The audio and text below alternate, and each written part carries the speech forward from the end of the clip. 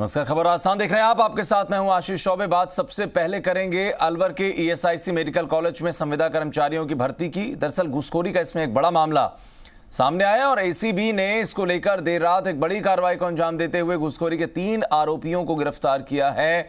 इसी मामले में 3 लोगों को हिरासत में भी लिया गया है, जबकि एसीबी ने इन आरोपियों के पास से 20,50,000 रुपए नकद बरामद किए हैं। आरोपियों में भरत पुनिया, मिनेश भाई पटेल, महिपाल सिंह शामिल हैं। अलवर सांसद बाबा बालकनाथ के पीए कुलदीप और मेडिकल कॉलेज के कई स्टाफ इसमें संदिग्ध भूमिका में पाए जा सकते हैं।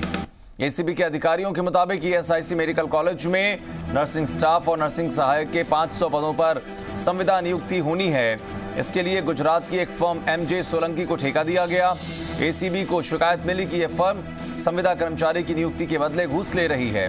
नर्सिंग स्टाफ पद के लिए 1 से 1.5 लाख रुपए, नर्सिंग सहायक के लिए 60 से 80 हजार की रकम ली जा रही है। शिकायत मिलने के बाद एसीबी की टीम ने अलवर में डेरा डाला। एसीबी की टीम ने कल रात मत्स्य अरावली होटल में छापेमारी की और एक कमरे से भरत पुनिया को गिरफ्तार किया है। भरत पुनिया के पास से एसीबी को 4.5 लाख रुपए मिले। इसके बाद एसीबी की टीम ने मेडिकल कॉलेज में दबिश देकर एक कमरे को सीज कर दिया और उससे पहले कंपनी में पार्टनर मिनेश भाई पटेल 15 लाख रुपए लेकर जोधपुर की तरफ निकल चुका था, जिसे एसीबी ने अजमेर के पास से दबोच लिया। इसके साथ ही जोधपुर एम्स में तैनात मुंडावर निवासी महिपाल को भी पकड़ा गया है। महिपाल के पास से एसीबी ने 1 लाख रुपए बरामद किए और एसीबी ने मेडिकल कॉलेज से कानाराम, भरत, प्रेमदास और अशोक को हिरासत में लिया है और कहा जा रहा है कि ये लोग संविदा पर नियुक्ति के एवज में 4 महीने तक सैलरी वसूल रहे थे। एमजे सोलंकी फर्म अब 100 लोगों की नियुक्ति कर चुकी थी, जबकि अभी 400 लोगों की नियुक्ति होनी बाकी है।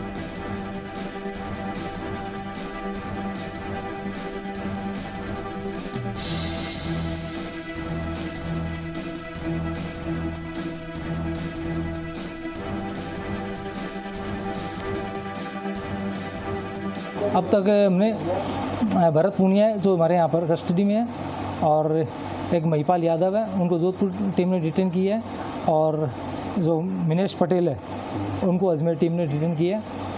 उनके खिलाफ कार्रवाई चल रही है। 4,50,000 रुपये यहाँ पर कुल 15 और 4 19,50,000 रुपये और 70,000 रुपये करीब महिपाल से बरामद हुए।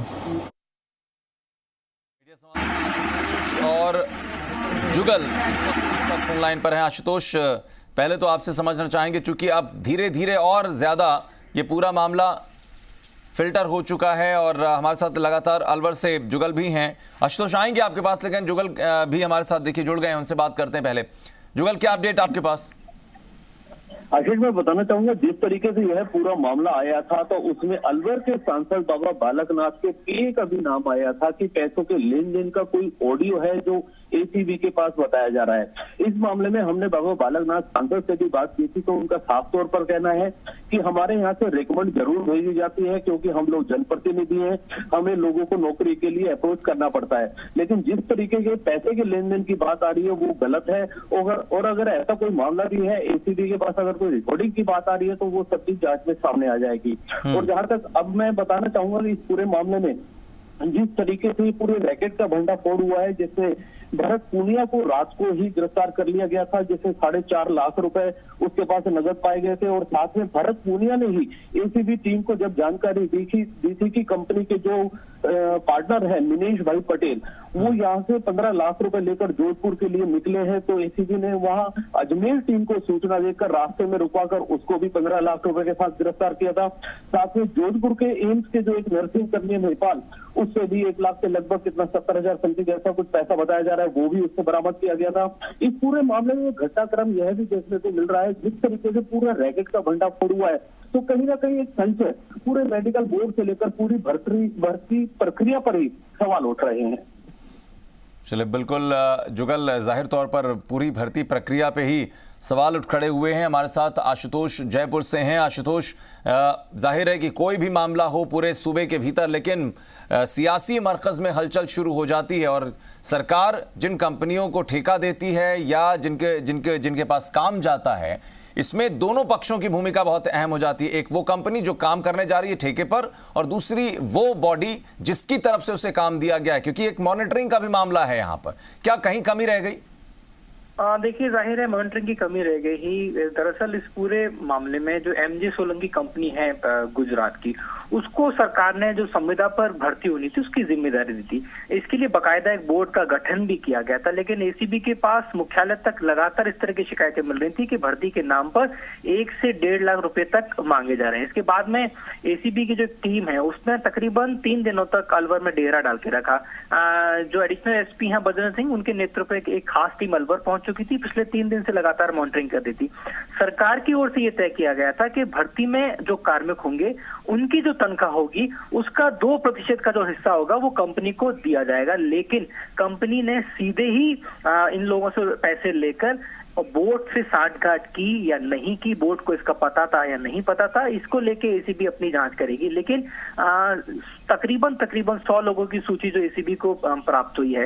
हालांकि भर्ती ये तकरीबन बताया जा रहा है कि 500 के आसपास कार्मिकों की होनी थी, लेकिन 100 लोगों की सूची एसीबी को मिल चुकी है जो डायरेक्टली इंटरव्यू बोर्ड तक पहुंचाए गए और यहां से मैसेज कन्वे किया गया कि आप इनको लेंगे। यानी कि इंटरव्यू बोर्ड की जो लिप्तता है वो कहीं ना कहीं जांच के दायरे में है। इन लोगों से भी पूछताछ की जा सकती है। सुबह 3 बजे तक ये कार्रवाई चली है और एसीबी के सूत्रों ने यह दावा भी देर रात किया है और नामजद भी किया है जो सांसद हैं बालकनाथ, उनके पीए को लेके। ये भी जानकारी में सामने आ रहा है कि सरकारी सेवा से जो बाबा बालकनाथ है, इनके पीए का कुछ तार जुड़े हुए हैं। क्या सरकारी सेवा में है या नहीं, बताया जाता है कि वो संभवतः टीचर है या नहीं। इसकी पुष्टि हालांकि अभी तक नहीं है। सूत्रों से इस तरह की जो जानकारी है वो मिल रही है। लेकिन एसीबी ने मुख्यालय से जो डीजी हैं बीएल सोनी और एडीजी दिनेश हेमंत, दोनों ने स्पष्ट कर दिया है कि इस पूरे रैकेट के अंदर अगर बड़े से बड़े लोग भी शामिल होंगे तो उनको भी नामजद किया जाएगा। पूछताछ के लिए एसीबी मुख्यालय अगर जरूरत पड़ी तो यहाँ बुलाया जाएगा, नहीं तो अलवर चौकी जो एसीबी की है वहां पूछताछ की जाएगी। और अगर इंटरव्यू बोर्ड से जुड़े लोग अगर इसके दायरे में आते हैं तो उनकी भी गिरफ्तारी की जाएगी, क्योंकि आने वाले दिनों में चिकित्सकों की भी भर्ती होनी थी। हालांकि उसका टेंडर नहीं हुआ था, वो टेंडर से जुड़ी प्रक्रिया नहीं थी, लेकिन अब संदेह के दायरे में पूरी की पूरी जो मेडिकल कॉलेज ईएसआई के जरिए जो भर्ती हो रही है वो संदेह के दायरे में आ चुकी है। चलो, बिल्कुल, बहुत शुक्रिया आशुतोष आपका भी, और जुगल लगातार हमारे साथ जानकारी के साथ जुड़े रहे, उनका भी बहुत बहुत शुक्रिया जानकारी देने के लिए।